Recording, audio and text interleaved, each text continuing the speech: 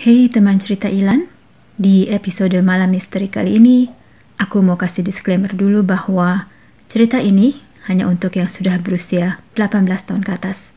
Soalnya ini adalah kisah nyata yang cukup sadis. Canada's most wanted man, Luca Eric Newman, aka Luca Magnotic.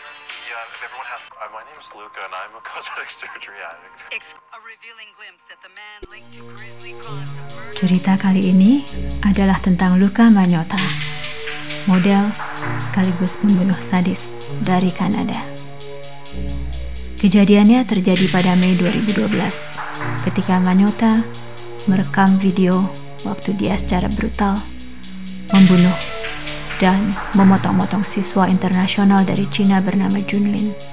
Kemudian memposting video tersebut di sebuah website. Setelah aksi kejinya itu, dia mengirim bagian-bagian tubuh Junlin ke berbagai tempat seperti kantor partai politik dan kantor pemerintah di Kanada, lalu melarikan diri ke luar negeri. Luca Magnotta terlahir sebagai Eric Newman di Ontario, Kanada pada tahun 1982. Dia mengganti namanya katanya untuk menghapus kenangan buruk yang terjadi di masa kecilnya. Dia bilang ada hal-hal gak beres yang terjadi ketika dia masih kecil, kata salah satu teman Magnotta. Gak tahu ya, apa yang begitu membekas dari masa lalunya. Mungkin karena di usia 10 tahun dia dititipkan ke neneknya dan tidak mendapat cukup kasih sayang. Atau mungkin ada peristiwa di masa remajanya yang membekas, terutama karena orientasi seksualnya, atau ada sesuatu yang lain.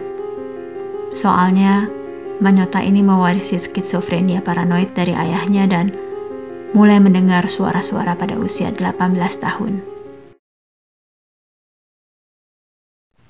Junlin adalah seorang siswa internasional berusia 33 tahun dari Cina. Pada musim semi 2012, waktu itu Luca Magnotta berumur 29 tahun, menghubungi Junlin yang tentunya merasa senang karena ada yang mengontak dia untuk menjalin pertemanan. Malam itu jam 9 malam, Junlin mengirim satu SMS terakhirnya ke seorang teman.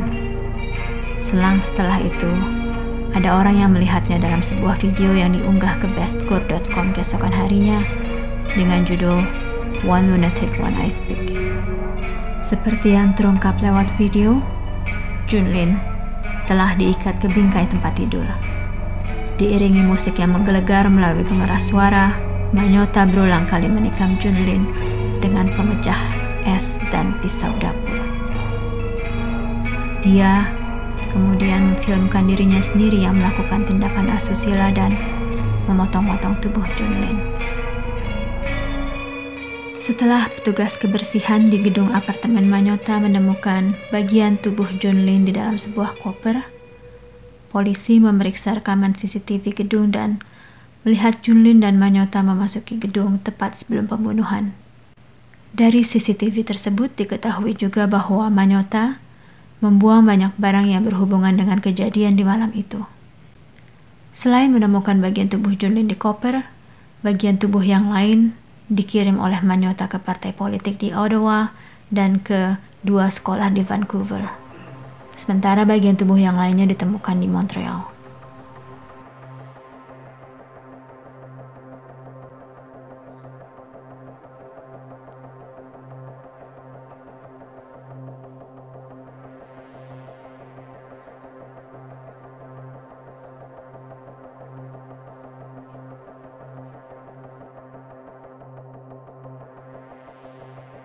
Magnotta melarikan diri ke Paris dengan menggunakan identitas asli. Polisi pun mengikuti jejaknya, dan setelah dari Paris, Magnotta pergi ke Berlin dan polisi terus mengejarnya. Mereka menemukan Magnotta di sebuah kafe internet di Berlin pada 4 Juni. Ketika polisi datang, Magnotta sedang menonton berita-berita tentang dirinya sendiri. Aku mendengar suara-suara di dalam kepalaku, kata Luca Magnotta kepada seorang psikiater. Magnotta bercerita bahwa dia dan Junlin adalah sepasang kekasih. Ketika sedang menghabiskan malam bersama, Ada sebuah mobil hitam di luar yang membuat dia dalam pikirannya nggak beres itu yakin kalau Junlin adalah seorang agen rahasia. Suara-suara di kepalanya memerintahkan dia untuk mengikat dan memotong-potong Junlin. Setelah dia menggorok leher Junlin dan memotong tubuhnya, Manyota berkata bahwa suara-suara di kepalanya itu berkata, Hei, dia seorang agen. Kirim tubuhnya ke pemerintah. itulah sebabnya dia mengirimkan bagian-bagian tubuh itu ke kantor-kantor pemerintah di Kanada. Wow, kita nggak tahu ya apa yang ada dalam pikiran Manyota. Apakah dia mengatakan yang sebenarnya atau dia berbohong. Kata seorang psikiater, kejahatan yang dia lakukan itu menunjukkan bahwa Manyota memiliki pikiran yang tidak normal. Sebaliknya, psikiater lain bilang kalau Manyota secara sadar melakukan kejahatan untuk mendapatkan perhatian dan baginya perhatian negatif lebih baik daripada tidak ada perhatian sama sekali. Tentunya kita tidak pernah tahu pasti apa yang ada dalam pikiran Luka Manyota waktu dia melakukan perbuatan sadis itu. Yang jelas, juri tidak menerima pembelaan dirinya. Dan yang kita tahu, Manyota adalah seorang narsisis yang mementingkan diri sendiri dan seorang sosiopat yang gagal menjadi model dan aktor. Pada Desember 2014, juri menyatakan dia bersalah atas semua kejahatannya dan menjatuhkan hukuman penjara seumur hidup.